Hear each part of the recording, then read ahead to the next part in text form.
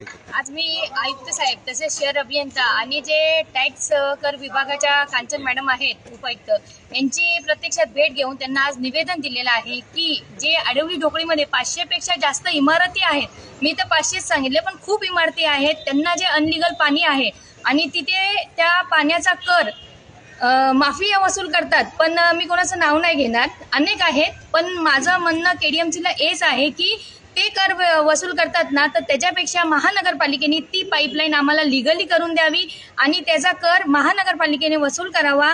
आणि जी आमची समस्या आहे आडवली ढोकळीमधील, जे आज आम्ही प्रत्येक वेळेस महानगरपालिकेमध्ये येतो तर ते म्हणतात की निधी नाहीये, तुम्ही निधी आमदार खासदार तसेच MMRD यांच्याकडनं मागून आम्हाला द्या, आम्ही कामं करून देतो. तर माझं म्हणणं एवढंच आहे, याच्यावरती तातडीने लक्ष द्यावं आणि हा जो कर वसूल होतो हा महानगरपालिकेच्या डिपार्टमेंटमध्ये कर वसूल होऊ दे आणि त्याच्यातनं आमच्या आडवली ढोकळीचा विकास होऊ दे आणि आम्हाला कोणालाही मागायची गरज पडणार नाही. तेच पूर्ण पैशामधनं आमची जी व्यवस्था आहे, गटार रस्ता काही समस्या आहेत त्या सगळ्या सॉल्व्ह होऊ शकतात. म्हणून आज आम्ही आयुक्तांची भेट घेतलेली आहे आणि त्यांना हे दाखवून दिलेलं आहे.